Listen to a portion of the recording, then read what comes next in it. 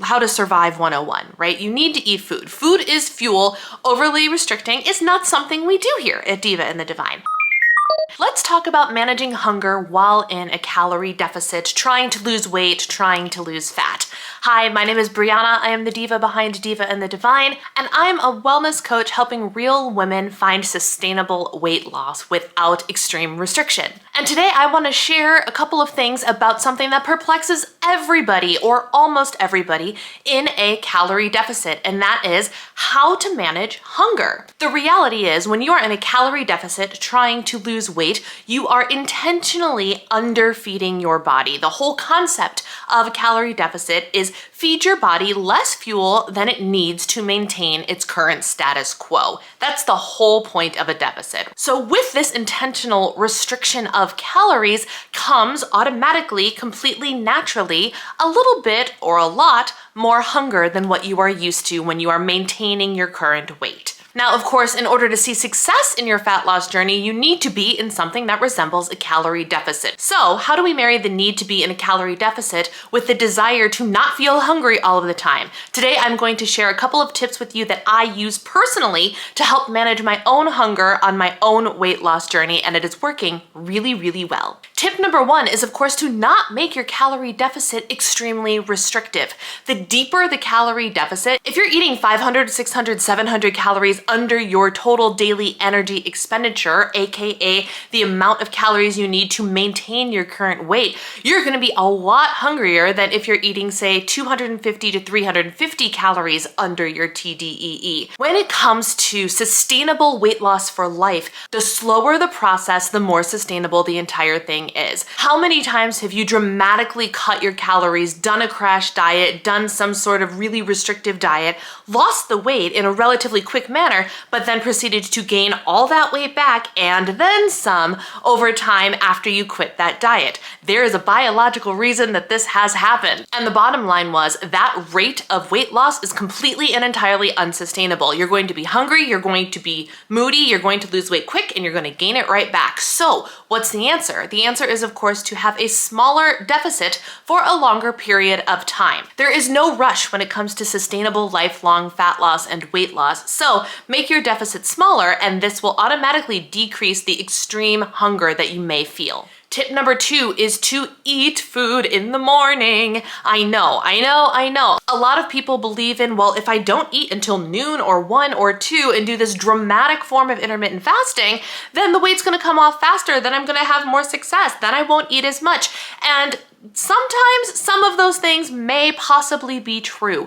However, if you spend most of your day restricting during the day, you eat a small breakfast, you eat a small lunch, you don't snack, and then dinner rolls around and you are ravenous, you are a lot more likely to lose control over yourself and end up ultimately overeating your calories, which in turn ends up destroying your deficit altogether. And mathematically, you would have ended up not in a deficit for the day. Something that I do personally that works incredibly well is to eat a heavy portion of my daily calorie allotment first thing instead of saving it for later in the day. When I eat a breakfast that is around 500 to 600 calories, I am telling you, I am so full. It keeps me full for 5 to 6 hours depending on the day, and I have no hunger issues, no craving issues, nothing of that sort. But that only happens when I eat a reasonable chunk of my calories earlier in the day. These last couple of days, I have eaten, no joke, an entire avocado. An entire avocado. I'm not kidding. I put it on avocado toast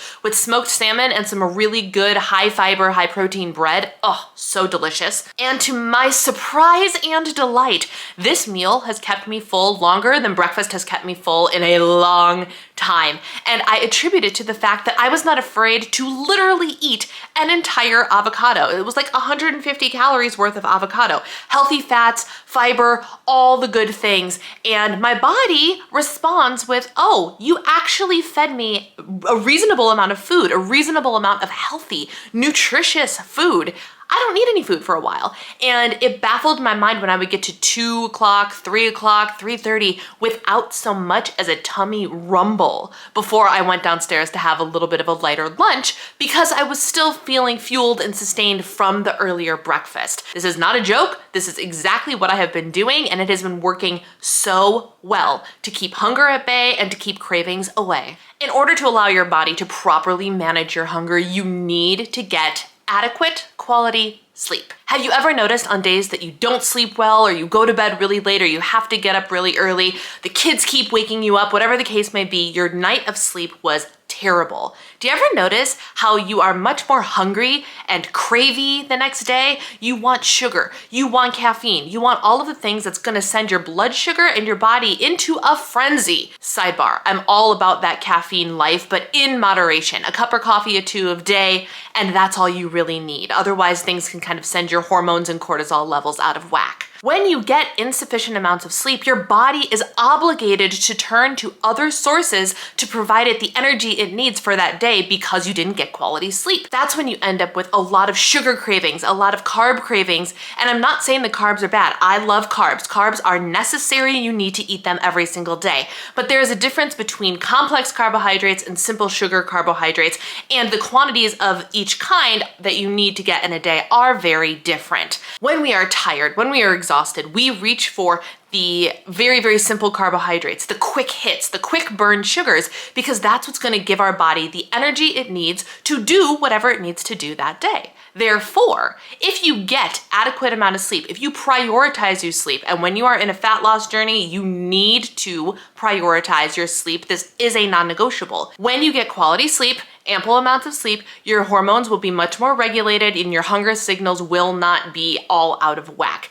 Sleep is essential for a successful weight loss journey. This next thing I do to keep my hunger at bay is going to sound super simple for some people and really complicated for other people, but it is drink water. Think about how much water you drink in a day, and unless that answer is like 128 ounces, drink more. If you're at a gallon a day, you don't need to drink anymore. If you're at 100 ounces a day, you might not need to drink anymore. But if you're somebody that's only drinking 40, 50, 60 ounces of water a day, and you're struggling with hunger and you're struggling with weight loss, you need to kick up that hydration level, my friend. Hydration not only helps with your body's functionality, but I'm telling you, when I drink my water, when I am on the ball with my hydration, I'm less hungry.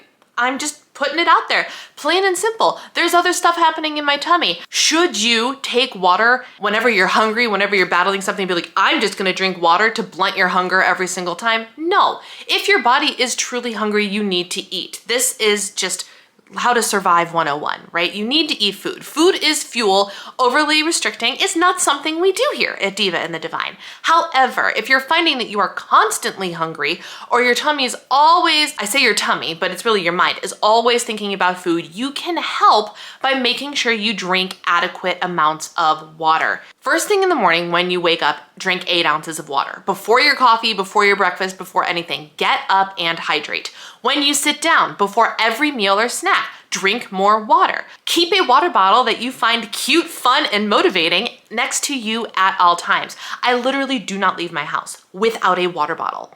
Sometimes two, depending on how long I'm going to be gone. Have hydration available to you at every moment of every day, because then you are more likely to consume it. Also, I have found that when I have a straw versus needing to pick up and glug glug, I drink more water when I have a straw. So get yourself a cute water bottle with a straw, keep refilling that thing, and get yourself your 100 ounces. I promise you, it will help you manage your hunger during a calorie deficit. And the last thing that will help you manage your hunger during a calorie deficit and fat loss phase is to eat food.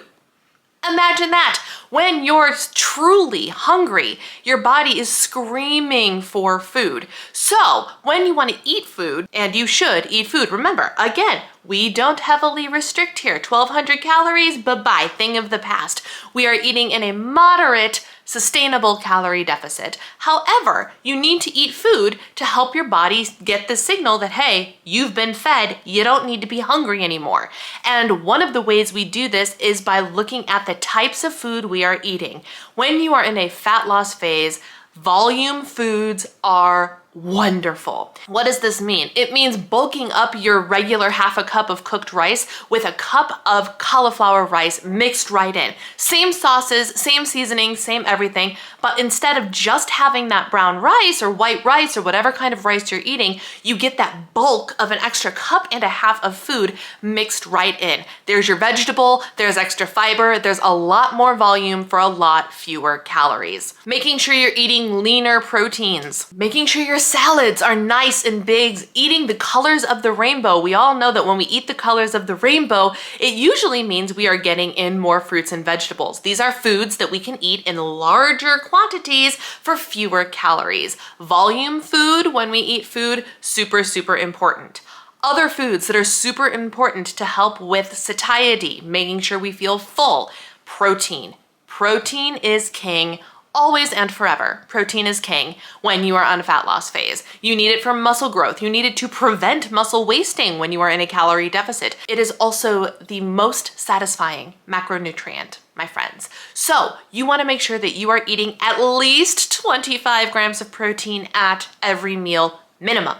Bare minimum, my friends. Protein will help keep you full. And fiber, last but not least, fiber will help keep you full. We need to be eating upwards of 25 to 35 grams of fiber a day. And I don't mean just from like high fiber wraps and things. Get them in vegetables, get them in whole grains, all of those things. You need to make sure you are getting ample amounts of fiber, protein, and volume foods. That way, when you eat foods, you're filling up the space with foods that are much more satisfying and filling, thus preventing calorie deficit hunger. All right, those are my tips for preventing hunger when you are on a fat loss phase. Like I said, these are all tips that I'm currently implementing on a daily basis to make sure that I don't have any crazy hunger things happening, making me feel overly restricted. That causes me to binge. That is just a recipe for disaster when you are in a calorie deficit or anytime really. So making sure that you stay on top of your hunger is super, super important. Let me know in the comments below if there's something I missed. What do you do to help your hunger issues when you are in a calorie deficit trying to lose weight? If you like this video, please give me a thumbs up. And if you want to see more content like this, don't forget to hit that subscribe button and join the Diva and the Divine community. We would love to have you. Thank you guys for watching, and until next time, take care. Bye.